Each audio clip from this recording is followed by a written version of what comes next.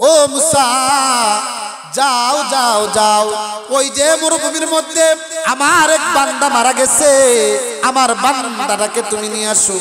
আমার বান্দাকে তুমি মরুভূমির মধ্যে তুমি জানাজা পড়বা না, আমার বান্দাকে তুমি এখান থেকে নিয়ে আসবা, এখান থেকে নিয়ে আইসা তারপর তার জানাজা তুমি পড়বা।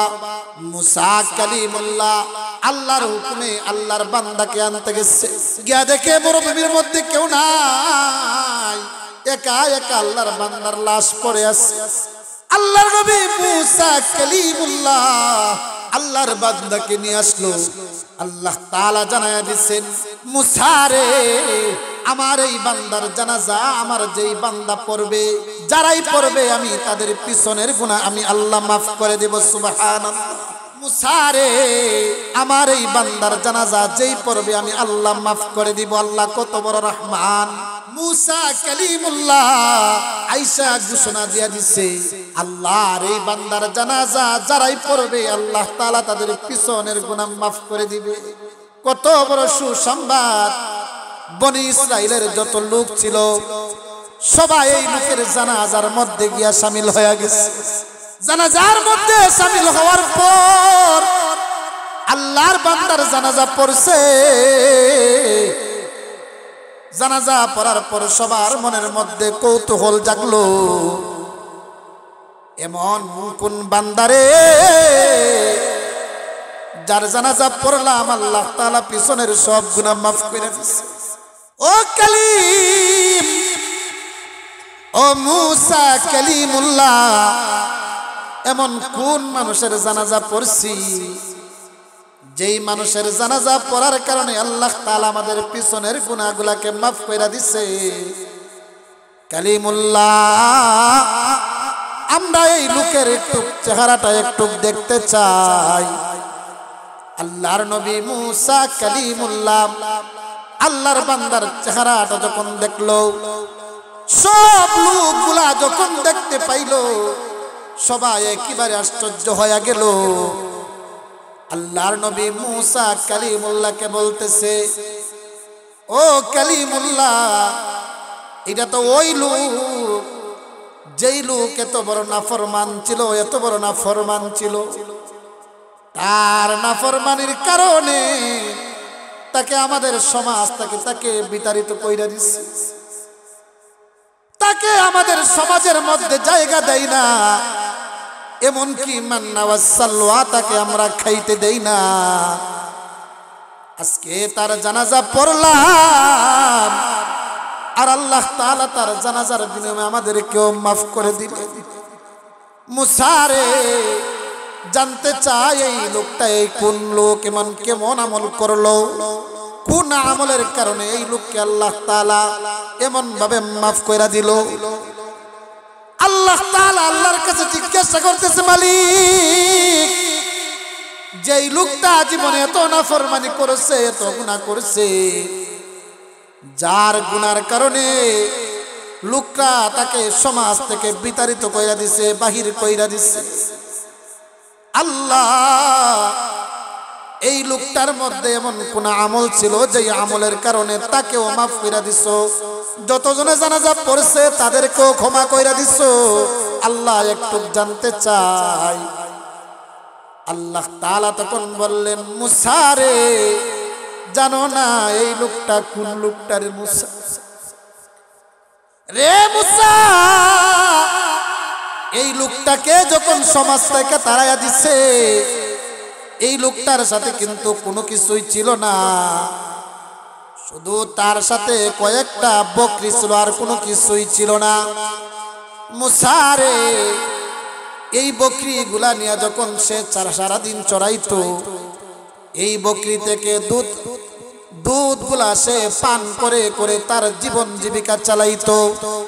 মুসা রে, সে যখন অসুস্থ হয়ে গেছে, আমি আল্লাহর কাছে যখন বলতেছি, আল্লাহ, আমার গুনার কারণে আল্লাহ মানুষ আমাকে তাড়ায়া বিদায় করে দিচ্ছে, আল্লাহ আমি এত নাফরমানি করছি, এত গুনাহ করছি, মালিক, ও মালিক, তাকায়া দেখো, জঙ্গলার পশু পঙ্খী গুলা ঘুমায় গেছে, মানুষগুলা সব ঘুমায় গেছে।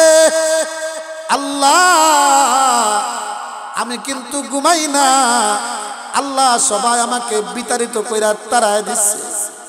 আল্লাহ তোমার দরবারে আইসা হাজিরা দিছি মালিক, তুমিও কি আমাকে বিদায় কইরা দিবা নাকি?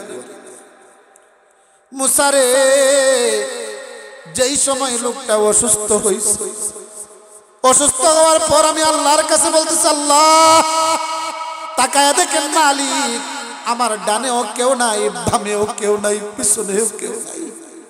আল্লাহ আমাকে দেখার মতো কেউ নাই।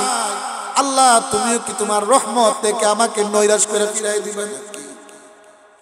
আল্লাহ দুনিয়ার সবাই আমাকে বিতাড়িত করতে পারে, তাড়াই দিতে পারে, আল্লাহ তোমার রহমত থেকে আল্লাহ তুমি আমাকে ফিরাইয়া দিও না। আল্লাহ তাআলা বলেন, মুসা আমার এই বান্দাটা ওই সময় শুধু তার জন্য আমার কাছে মাফ চাইছে। মুসা রে, ওই সময় শুধু তার জন্য মাফ না চাইয়া রে মুসা, পুরা বনি ইসরাইলের জন্য যদি মাফ চাইতো, তাহলে আমি আল্লাহ পুরা বনি ইসরাইলকে আমি আল্লাহ মাফ করে দিতাম। মুসা, আমি তো আমার বান্দার উসিলা তালাশ করি, আমার বান্দাকে আমি এমন ভাবে মাফ কইরা দিছি রে মুসা। মুসা রে, এই জন্যই আমি বলে দিলাম, আমার এই বান্দার জানাজার মধ্যে যারাই শামিল হবে রে মুসা, আমি তাদের পিছনের গুনাহ আমি আল্লাহ সব মাফ করে দিব। রাহে মেরে মস্কন हवाले काबा बने मेरे मदफन दियारे मदीना बलगल उला बिकमालिही कशफत तुजा बिजमालिही हसनत जमी खसालिही सल्लो अलैहि व आलिहि। इलाही दिखा दे हमें दियारे मदीना, इलाही बना दे हमें गुबारे मदीना बलगल उला बिकमालिही कशफत तुजा बिजमालिही हसनत जमी खसालिही सल्लो अलैहि व आलिहि। अल्लाह अल्लाह अल्लाह अल्लाह अल्लाह सकले मोहब्बतेर साथे अल्लाह अल्लाह अल्लाह अल्लाह। छटफट छटफट करे गो नबी अंतरे, छटफट छटफट करे गो नबी अंतरे।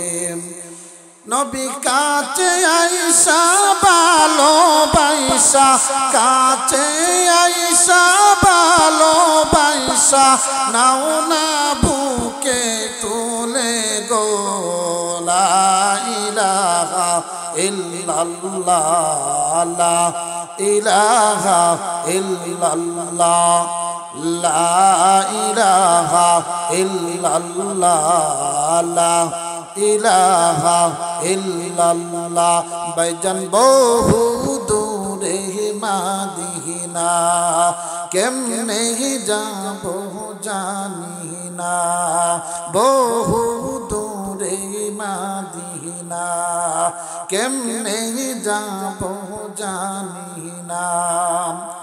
দয়া করো দয়াল আল্লাহ, দয়া করো দয়াল আল্লাহ, নসিব করো মদিনা লা ইলাহা ইল্লাল্লাহ লা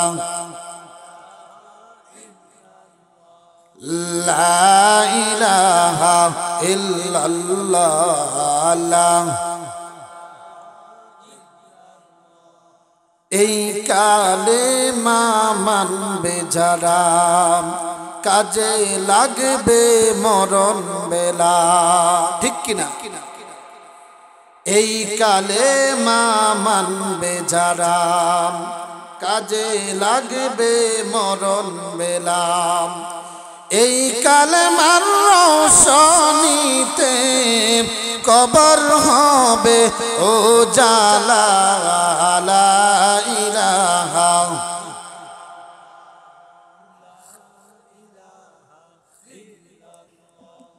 লা ইলাহা লা ইলাহা ইল্লাল্লাহ মুহাম্মাদুর রাসূলুল্লাহ সাল্লাল্লাহু আলাইহি ওয়াসাল্লাম। সংগ্রামপুর বাজার জামে মসজিদ বিশম্পপুর সুনামগঞ্জের উদ্যোগে বার্ষিক ওয়াজ মাহফিলের সম্মানিত সভাপতি সাহেব, উপস্থিত মুরব্বিয়ান কেরাম, যুবক ভাই, পর্দার আলোর অবস্থান মা ও বোনেরা, আল্লাহ তাআলার দরবারে লাখ কোটি শুকর আদায় করছি যে মহান আল্লাহ এই গভীর রজনীতে প্রচন্ড ঠান্ডার মাধ্যমে আল্লাহ তাআলা আপনাকে আমাকে জান্নাতের বাগানে দিন এক মজলিসে আল্লাহ তাআলা আসার বসার একটি কথা বলার ও শোনার তৌফিকটুকু দান করেছেন। এই জন্য সে মহান রব্বুল আলামিনের দরবারে অন্তঃস্থল থেকে কালিমাতুশ শুকর আদায় করছি, আলহামদুলিল্লাহ। আপনারা মনে হয় বেজার আজকের এই মাহফিল পাইয়া, কি আপনারা বেজার? সবাই খুশি? আলহামদুলিল্লাহ আওয়াজে মনে হয়, আমার মনে হইতেছে যে আপনারা মনে খুব কষ্ট হইতেছে। আপনাদেরকে আমি বেশি কষ্ট দেব না, অল্প কিছুক্ষণ সময় কষ্ট দেব। আপনারা পারবেন একটু ধৈর্য ধরে বসতে ইনশাআল্লাহ? আমি জানি আপনাদের ধৈর্য আছে, কারণ গত বছর ইনশাআল্লাহ আপনাদের সামনে কথা বলছিলাম। আপনাদের বিষয়ে আমার ভালো রকম জানা আছে ইনশাআল্লাহ। যথেষ্ট পরিমাণ আপনাদের ধৈর্য আছে। উলামায়ে কেরামদের প্রতি আপনাদের মহব্বত, ভালোবাসা অত্যন্ত বেশি। এই জন্য এই ঠান্ডার মাধ্যমে আপনারা বসে আছেন। তবে এই বেশিক্ষণ কষ্ট দেব না, অল্প কিছুক্ষণ সময় আপনাদের সামনে একটু কথাবার্তা বলবো। আপনারা বসবেন তো ইনশাআল্লাহ? আমার রাইকে কেউ যাইবেন না তো? এই যে ঠান্ডার মধ্যে বসে আছেন, হাদিসের ভাষায় এইরকম মজলিসগুলাকে জান্নাতের বাগান বলা হয়। আর একটু আওয়াজ দেওয়া বলুন সুবহানাল্লাহ। এই যে একবার সুবহানাল্লাহ বললেন, এই সুবহানাল্লাহ বলার দ্বারায় আল্লাহ তাআলা জান্নাতের মধ্যে একটা গাছ রোপণ করে দেন। এই যে আরেকটা গাছ রোপণ হয়ে গেল, এই যে আরেকটা হয়ে গেল। যতবার বলবেন ততবার আল্লাহ তাআলা জান্নাতের মধ্যে একটা গাছ আপনার আমার নামে আল্লাহ তাআলা তৈয়ার করে দিবেন। তাহলে সুবহানাল্লাহর এত দাম। এই জন্য সুবহানাল্লাহ, আলহামদুলিল্লাহ, আল্লাহু আকবার এইগুলো একটু আওয়াজ দিয়ে বলবেন। পারবেন তো ইনশাআল্লাহ? শুধু তাই নয়, ওই রকম মাহফিলের মধ্যে যারা বসবে, উলামায়ে কেরামদের জবান থেকে যারা কথা শুনবে, দ্বীনি কথাবার্তা যারা শুনবে, আল্লাহর নবী বলেন আলাইকুম বিমুজালাসাতিল উলামা।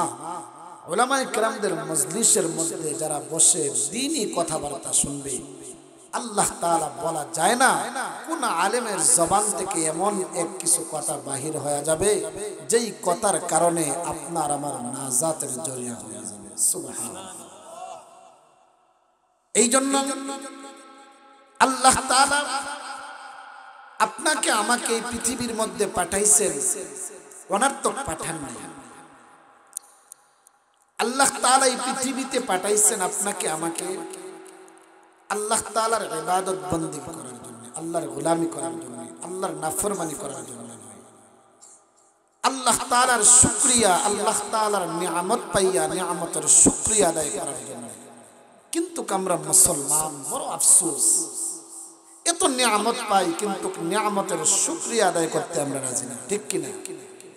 আজকে এমন একটা সময়, এমন একটা দিন, এমন একটা মুহূর্তে আপনারা এই জায়গার মধ্যে বসে আছেন, এই যে আজকের এই মাহফিলটা নিয়ামত কিনা নিয়ামত না? এই নিয়ামত পাইয়া নিয়ামতের শুকরিয়া যারা আদায় করবে আল্লাহ তাআলা বলেন আমি তার নিয়ামতকে আরো বাড়াইয়া দেই। সুবহানাল্লাহ। এটাও আমার কথা না, আল্লাহ তাআলা বলছেন লা ইন শাকারতুম লা আযীদান্নাকুম ওয়া লা ইন কাফারতুম ইন্না আযাবি লাশাদীদ। আল্লাহ তাআলা বলেন যারা আমার নিয়ামত পায়, নিয়ামতের শুকরিয়া আদায় করে, আমি আল্লাহ নিয়ামতকে বাড়াইয়া দেই। সুবহানাল্লাহ। আর নিয়ামত পাওয়ার পরে যারা নিয়ামতের নাশুকরিয়া করে, আমি তাদের কাছ থেকে নিয়ামত ছিনাইয়া নেই, এমনকি কঠিন আযাবের মধ্যে লিপ্ত করে দেই। তাহলে আল্লাহ তাআলার এই যে আজকে আমরা মাহফিলে বসে আছি, এটা একটা নিয়ামত। আর এই মাহফিলটা বলা যায় না রে ভাই, আপনার আমার জিন্দগির জন্য এই মাহফিলটা হেদায়েতের জরিয়া হয়ে যায়। আচ্ছা বলুন তো দেখি, আমরা যে এই জায়গার মধ্যে বসছি, আমরা এই দুনিয়ার মধ্যে আর কার কয়দিন হায়াতের জিন্দগি বাকি আছে আমরা কেউ জানি? এটা কথা বলেন, এটা কারো জানা আছে? আচ্ছা বলুন তো দেখি, কে কখন মারা যাবে এটা জানেন কে?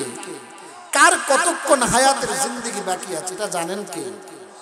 আল্লাহ। তাহলে এই দুনিয়াটা চিরস্থায়ী নয়, এই দুনিয়াটা হলো ক্ষণস্থায়ী। আখিরাত হলো আপনার আমার জন্য চিরস্থায়ী। আখিরাত হলো আপনার আমার জন্য কি? কিন্তু এই ক্ষণস্থায়ী জিন্দগি পাইয়া চিরস্থায়ী আখিরাতকে আপনি ভুলে গিয়েছেন, ঠিক কিনা? আমরা মুসলমানের সন্তান, কিন্তু আপনার আমার আখলাক এবং চরিত্রের দিকে তাকাইলে মুসলমান মনে হয় না, মুসলমান মনে হয় না। যুবক ভাই, মুরব্বী বাবা, বেশিক্ষণ কথা বলবো না, কথাগুলা একটু দিলের কান দিয়া বুঝার চেষ্টা করবেন। আমি চাইবো আপনাদের দিলের মধ্যে আঘাত করার জন্য। মুরব্বী বাবা, যুবক ভাই, জানেন না এই পৃথিবীতে আমরা কেউ থাকবো না। এই দুনিয়ার জন্য আজকে আমরা এত পাগল পারা হইছি না? এই দুনিয়াটা এত স্বার্থপর, এত নিষ্ঠুর, এই দুনিয়াটা একদিন আপনাকে আমাকে লাত্তি মেরে বিদায় করে দেবে। এই দুনিয়া থাকতে দিবে না। এই দুনিয়ার জন্য আজকে আমি আপনি যা কিছু করছি না, সব কিছু জায়গায় জায়গায় হয়ে যাবে, কিন্তু আপনি আমি একদম থাকবো না। এই জন্যই যুবক ভাই, মুরব্বী বাবা, আল্লাহ তাআলা এই কথাটা বুঝাইতে চাইতেছেন, ও দুনিয়ার মানুষেরা শুনো।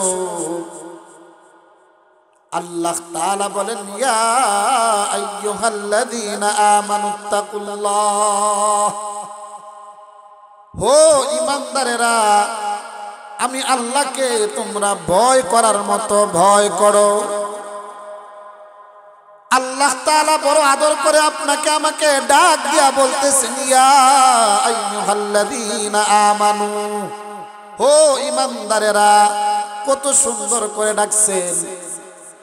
এরে ভাই, যুবক ভাই, মুরব্বী বাবা, কিন্তু আল্লাহর এই ডাকে আমরা সাড়া দেই না। আল্লাহ তাআলা বলতেছেন, ইয়া আইয়ুহাল্লাযীনা আমানুত্তাকুল্লাহ, ও ঈমানদারেরা, ইত্তাকুল্লাহ, আমি আল্লাহকে ভয় করার মতো ভয় করো। হাক্কা তুকাতিহি ওয়ালা তামুতুন্না ইল্লা ওয়া আনতুম মুসলিমুন। খবরদার, খবরদার, মুসলমান না হইয়া কিন্তু কেউ কবরে আসিও না।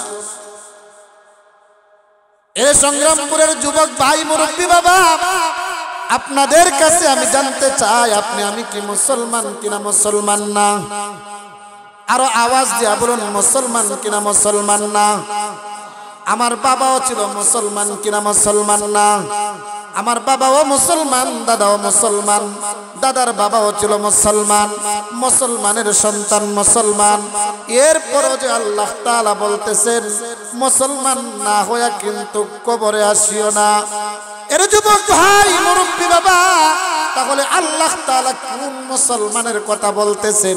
আল্লাহ তাআলা এই কথাটাই বুঝাইতে চাইতেছেন, ও মুসলমানের সন্তানেরা, শুধু মুসলমানের কাম করাইলেই শুধু মুসলমান হয় না, মুসলমানি সুন্নতি কাম করাইলে এটা মাত্র তোমার একটা ভর্তি ফরম, অর্থাৎ তুমি মুসলমানের পরিচয় পাওয়ার জন্য একটা নাম তুমি লেখাইলা, কিন্তু তোমার মধ্যে মুসলমানিয়ত থাকতে হবে পুরোপুরিভাবে। তুমি একজন মুসলমানের সন্তান, তুমি একজন মুসলমান, তোমার মধ্যে মুসলমানের আখলাক, মুসলমানের চরিত্র ফিটিং করতে হবে। এরে যুবক ভাই, মুরব্বী বাবা, কিন্তু আপনার আমার চরিত্রের দিকে তাকাইলে মুসলমান মনে হয় না। মুসলমান নাম করে জন্ম নিছি, কিন্তু আপনার আমার কাজে কর্মে মুসলমানের পরিচয় পাওয়া যায় না। আল্লাহ তাআলা কোন মুসলমানের কথা বলতেছেন? আল্লাহ তাআলা বলতেছেন, রে পৃথিবীর মানুষেরা, তোমরা খাঁটি মুসলমান হও, এরপরে তোমরা কবরে আসো। এ যুবক ভাই, মুরব্বী বাবা, আগেই তো বলছি এই দুনিয়াটা থাকার জায়গা না, এই দুনিয়া থেকে সবার একদিন চলে যাওয়া লাগবে।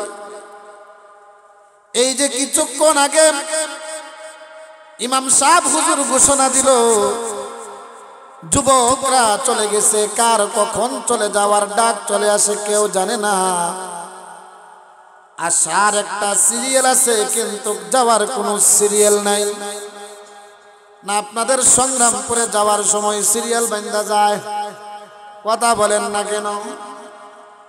এর যুবক ভাই, আসার সময় সিরিয়াল আসতে হয়, বাবার আগে কখনো সন্তান আসতে পারে না, আগে বাবা এরপরে সন্তান।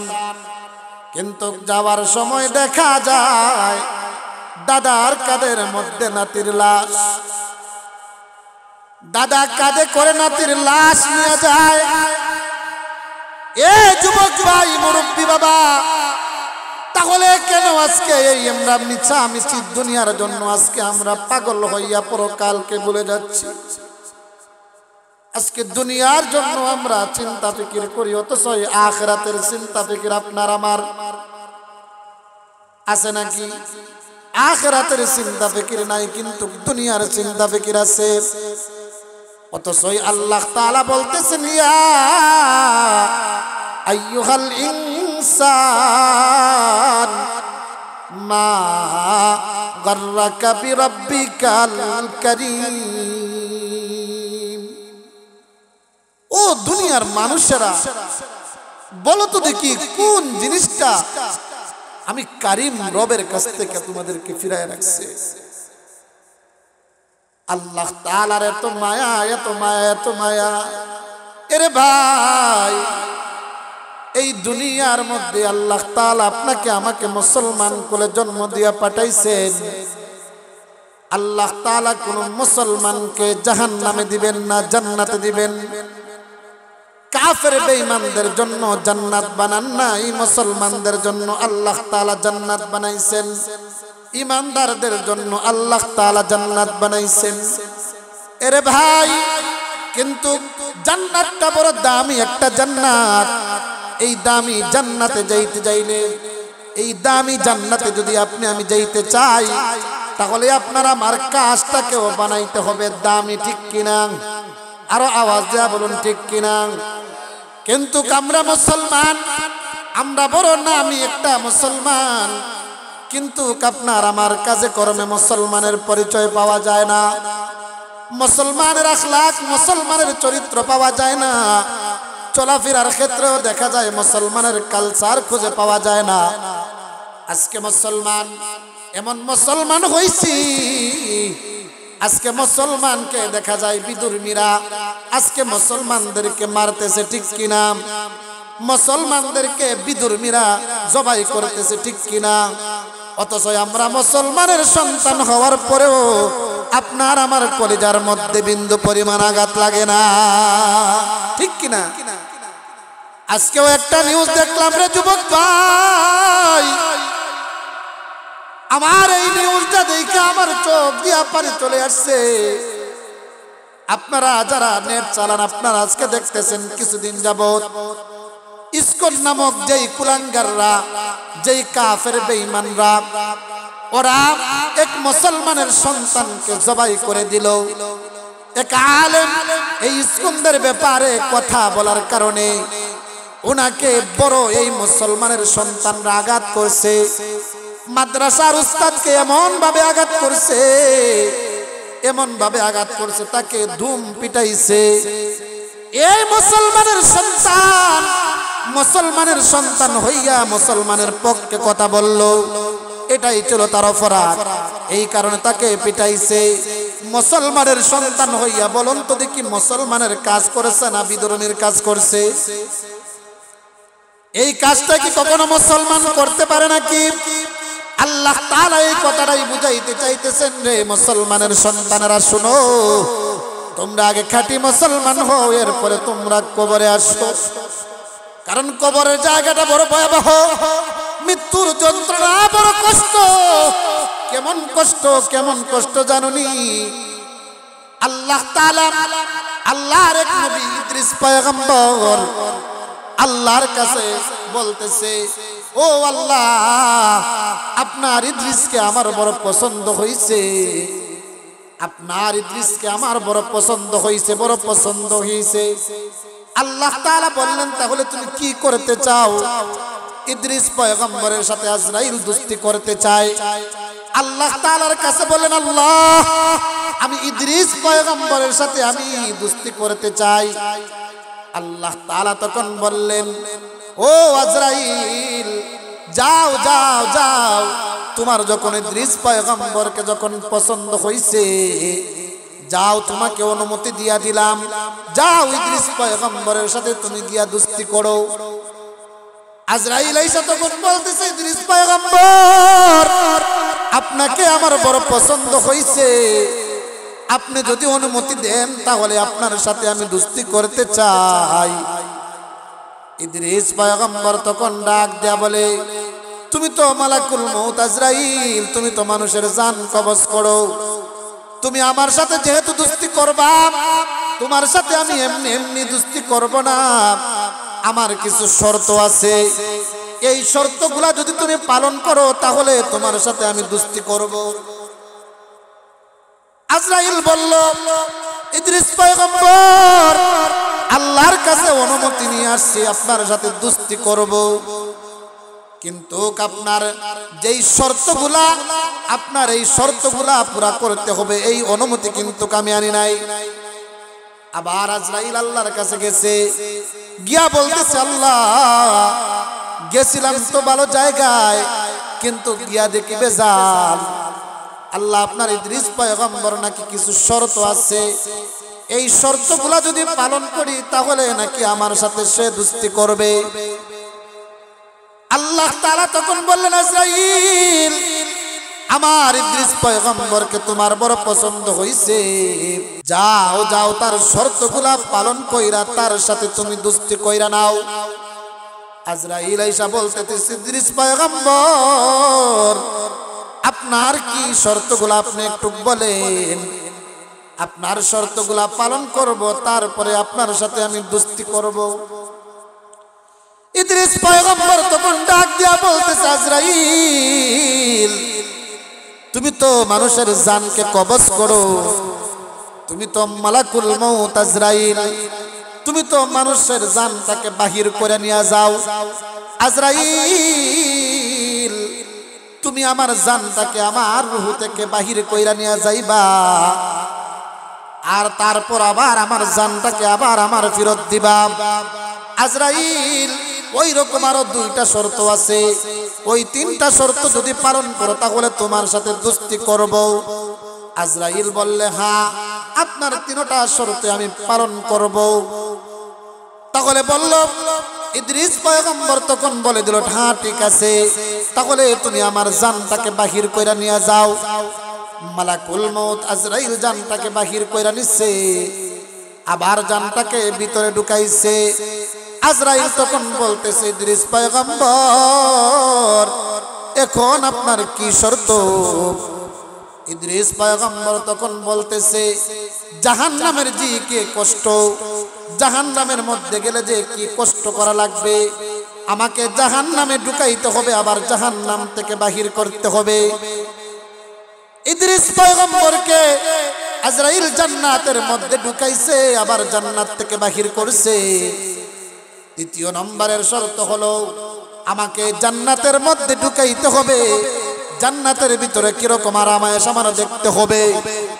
আবার যখন জান্নাতে ঢুকাইছে, জান্নাতে ঢুকানোর পর ইদ্রিস পয়গম্বর তখন বলতেছে, যাও যাও যাও, মানুষ মরেও একবার, জাহান্নামও যায় একবার, জান্নাতে আসছি আর যাইবার নয়, এখন তুমি চলে যাও। ইদ্রিস পয়গম্বর তখন ডাক দিয়া বলে, রে পৃথিবীর মানুষেরা শুনো, আমি ইদ্রিস পয়গম্বর যে শোকের মৃত্যুবরণ করছি, জানো নি এর শোকের মৃত্যুতে কত কষ্ট, কত কষ্ট। একটা তাজা ছাগল, তাজা বকরিকে যদি উল্টায়া যদি পা গুলা যদি উপর দিক দিয়া দেওয়া হয়, আর তাজা ছাগল তাজা বকরির এক টান দিয়া যদি নাভি বরাবর যদি চামড়াটাকে যদি লামানো হয়, তাহলে তাজা ছাগল তাজা বকরির কেমন কষ্ট হয়।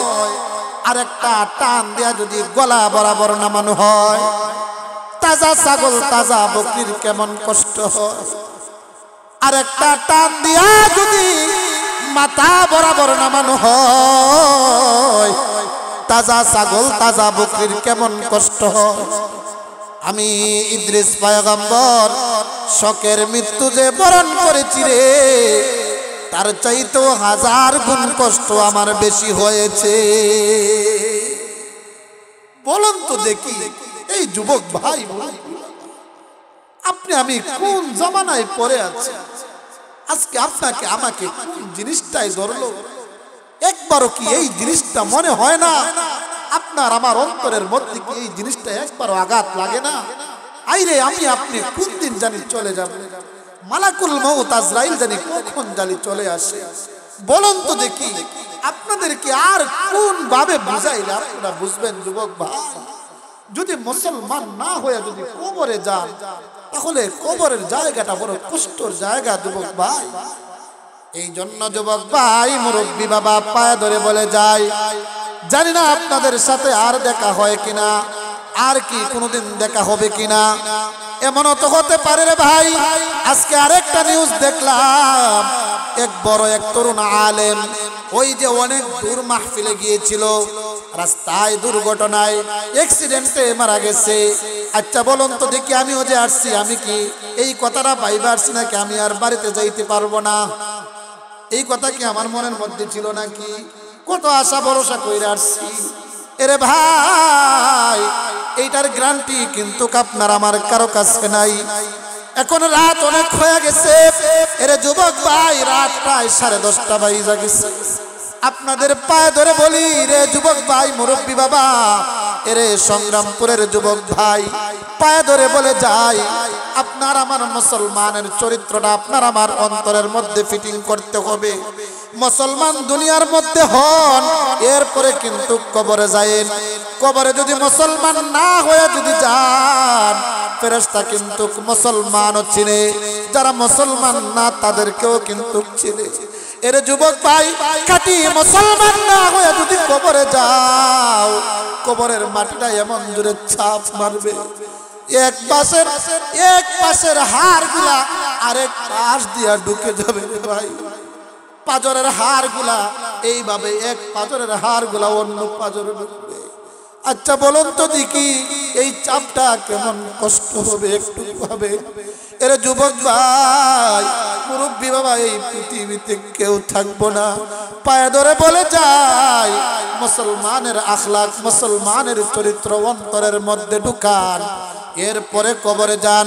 কারণ আল্লাহ তাআলা আপনার আমার জন্য বড় রহমত, আল্লাহ তাআলা বড় রহমান, আল্লাহ তাআলা বড় রহিম।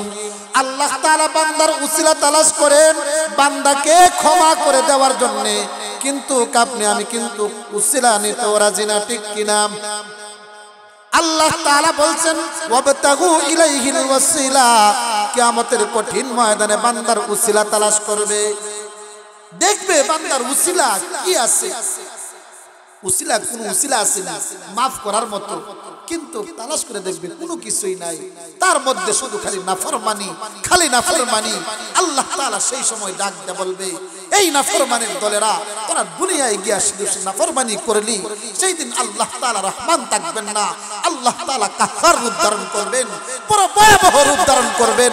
যুবক ভাই, মুরব্বী বাবা, বলুন তো দেখি সেই সময় অবস্থাটা কোন অবস্থা দাঁড়াবে? এই জন্য মুসলমান হওয়ার সময় কখন? কথা বলেন না কেন? মুসলমান হওয়ার সময় কখন? আরো কি 50 বছর পরে না, আরো 30 বছর পরে না, এখন? আরো আওয়াজ দেয়া বলুন, কখন? এখন, এই মুহূর্তে, এই মুহূর্তে মুসলমান হওয়ার সময়। আল্লাহ, তুমি আমাদেরকে খাঁটি মুসলমান না বানায়া তুমি আপনার আল্লাহ আমাদেরকে তুমি কবরে নিও না। আল্লাহ, আল্লাহ তাআলা রহমান, যদি খাঁটি মুসলমান হয়ে যদি কবরে যাইতে পারি বাবা, আল্লাহ তাআলা উসিলা তালাশ করতেছেন, দেখি আমার বান্দাকে কোনো উসিলায় তারা মাফ করা যায় কিনা। আল্লাহ তাআলার কেমন মায়া, কেমন দয়া, বান্দার কেমন উসিলা তালাশ করেন। আল্লাহর নবী মুসা পয়গম্বর, আল্লাহ তাআলা একদিন মুসাকে বলতেছেন, রে কালিমুল্লাহ, ও মুসা, যাও যাও যাও, ওই যে মরুভূমির মধ্যে আমার এক বান্দা মারা গেছে, আমার বান্দাটাকে তুমি নিয়ে আসো। আমার বান্দাকে তুমি মরুভূমির মধ্যে তুমি জানাজা পড়বা না, আমার বান্দাকে তুমি এখান থেকে নিয়ে আসবা, এখান থেকে নিয়ে আইসা তারপর তার জানাজা তুমি পড়বা। মুসা কালিমুল্লাহ আল্লাহর হুকুমে আল্লাহর বান্দাকে আনতে গেছে, গিয়া দেখে মরুভূমির মধ্যে কেউ নাই, একা একা আল্লাহর বান্দার লাশ পড়ে আছে।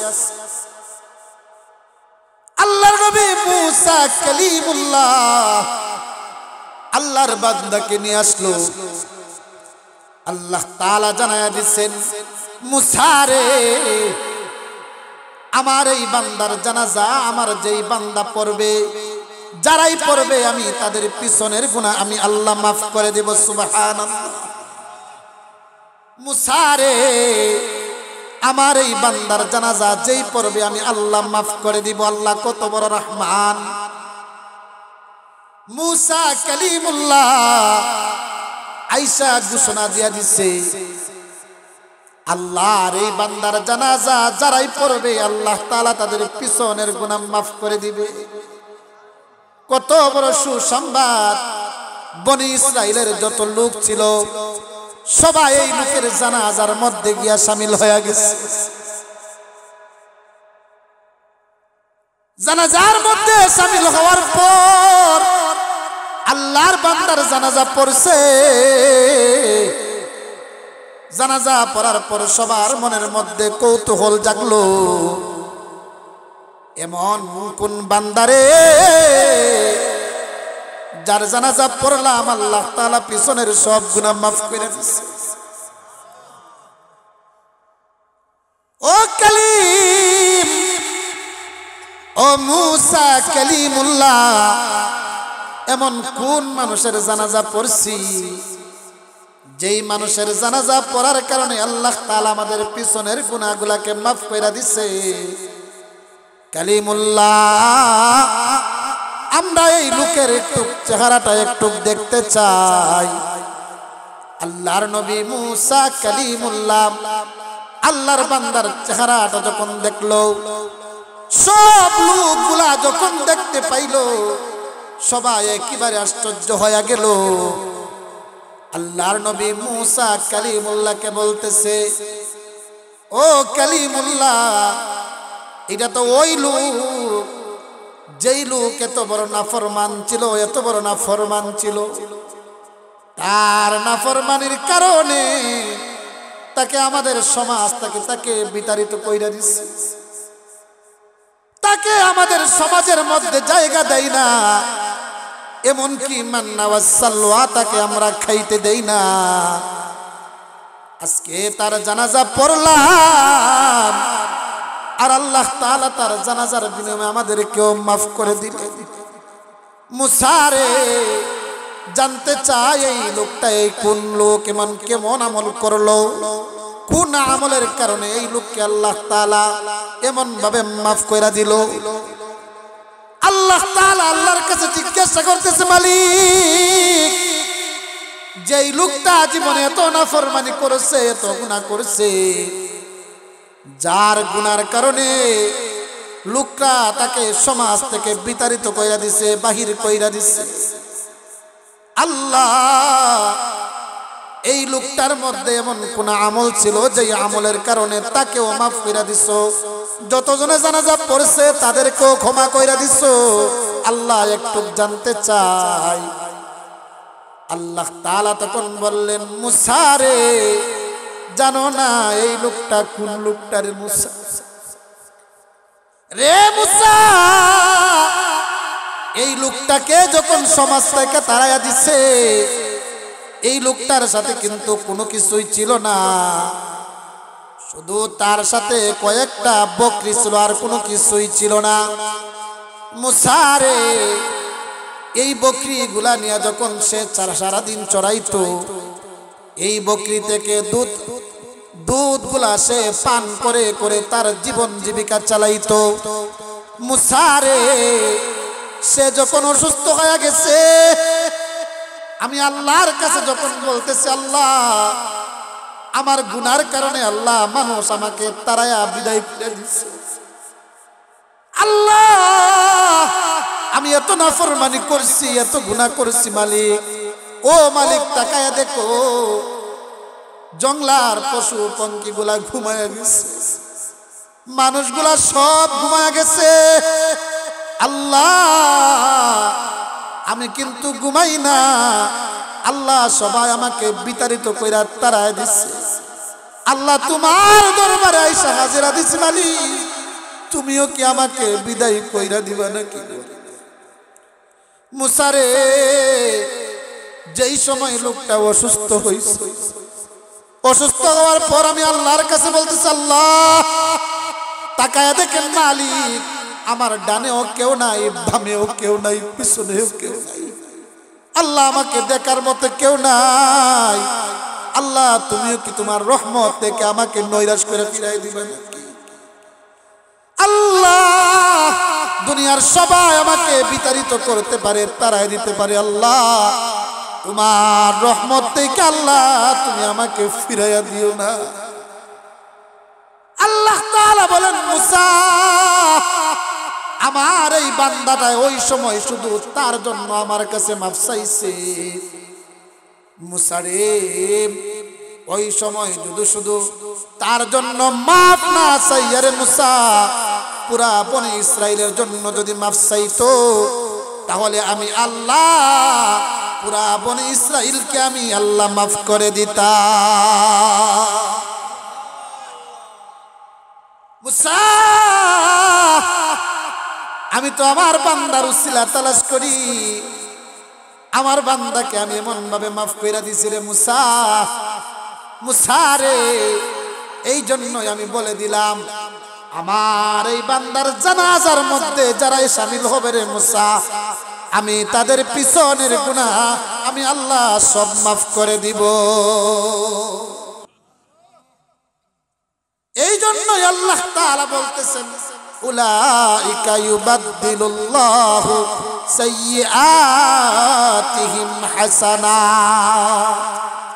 আল্লাহ তাআলার কাছে কোন আল্লাহর বান্দা যদি চাওয়ার মতো চাইতে পারে, ক্ষমা চাওয়ার মতো চাইতে পারে, আল্লাহর কাছে চাইতে দেরি হয়, আল্লাহ তাআলা ক্ষমা করতে একটা সেকেন্ডও দেরি করে না। জোরে বলেন সুবহানাল্লাহ। এই জন্য যুবক ভাই রে, মুসলমান ইমানদার আল্লাহর গোলাম, আল্লাহ তাআলা কিন্তু এই কথাটাই বুঝাইতে চাইতেছেন, রে পৃথিবীর মানুষেরা, আগে খাঁটি মুসলমান হও, এরপরে তোমরা কবরে আসো। কোন মুসলমানের কথা আল্লাহ তাআলা বলতেছেন? আমরা শুধু নামে মুসলমান, কিন্তু কাজে কর্মে মুসলমানের পরিচয় পাওয়া যায় না।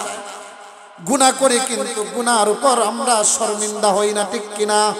আল্লাহর কাছে মাফ চাইতো আমরা রাজি না, ঠিক কিনা?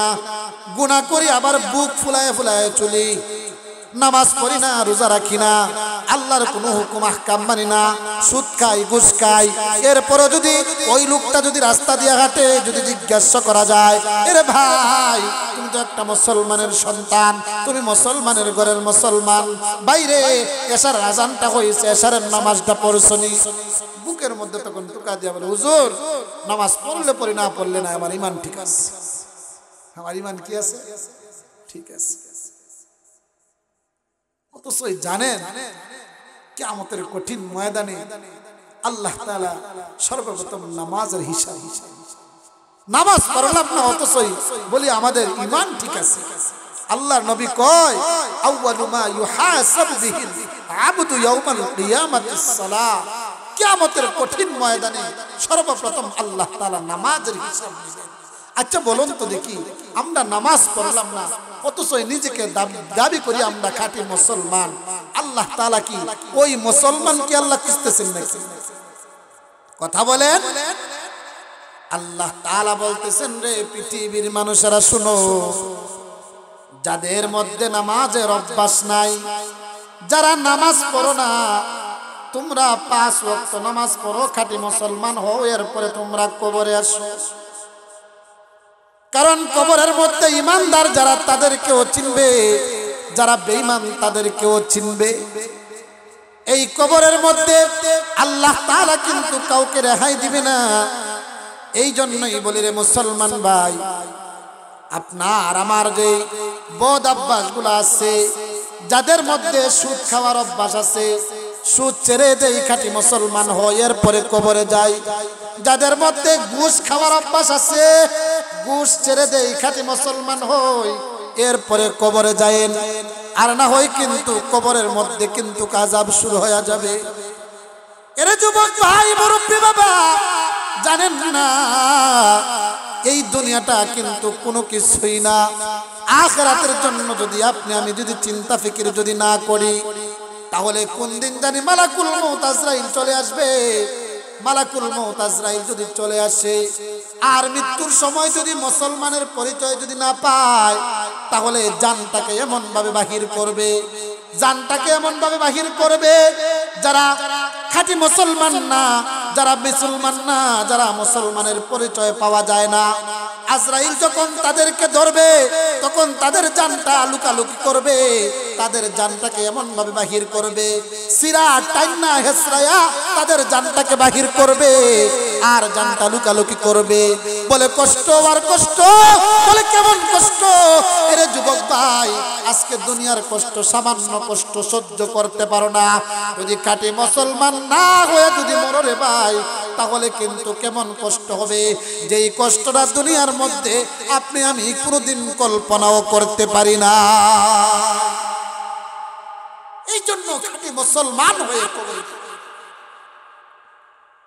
আল্লাহর নবী এই কথাটাই বলতেছেন, আল কবরু রাউযাতুম মির রিয়াজিল জান্নাহ আও হুফরাতুম মিন হুফারিন নার।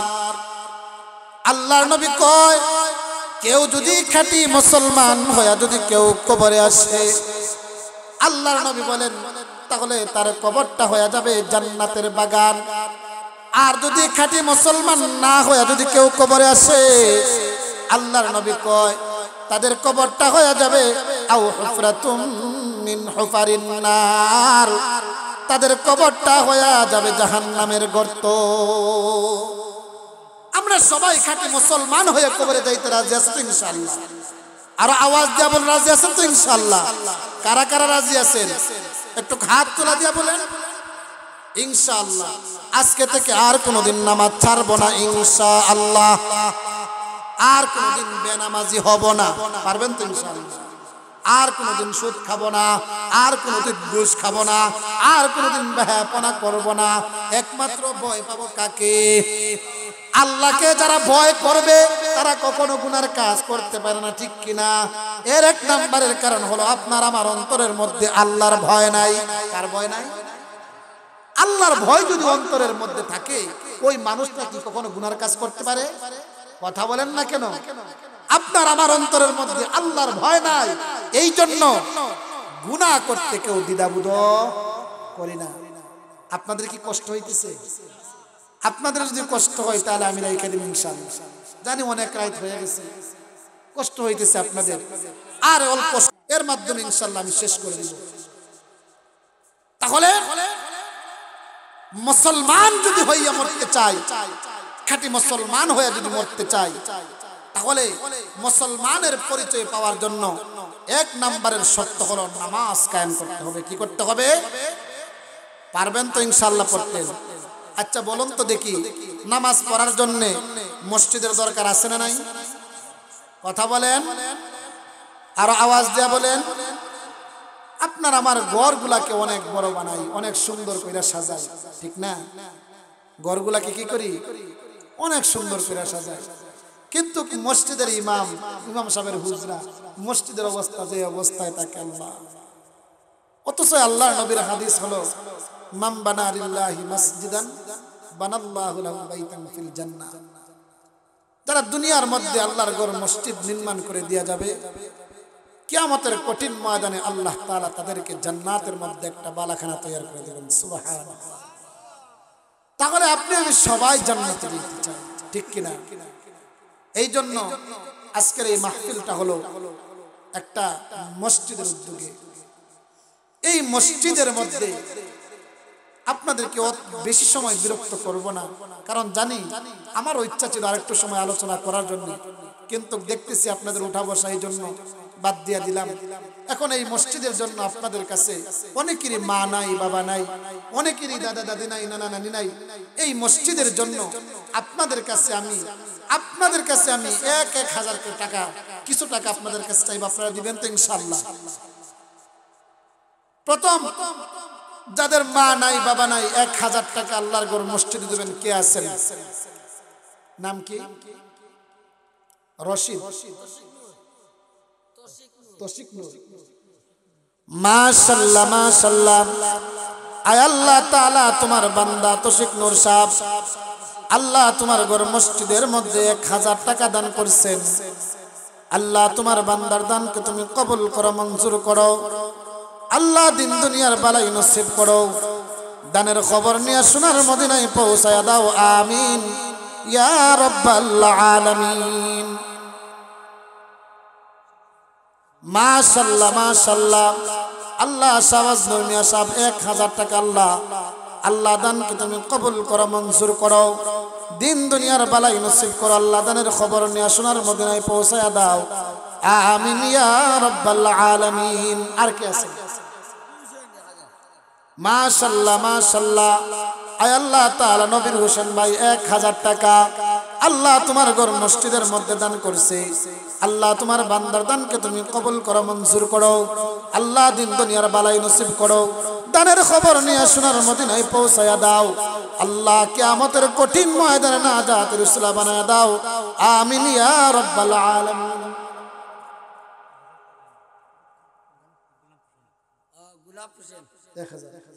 মাশাআল্লাহ মাশাআল্লাহ। আল্লাহ গোলাম হোসেন সাহেব 1,000 টাকা আল্লাহ দানকে তুমি কবুল করো, মঞ্জুর করো। দিন দুনিয়ার বালাই নসিব করো। দানের খবর নিয়ে সোনার মদিনায় পৌঁছায়া দাও, আমিন ইয়া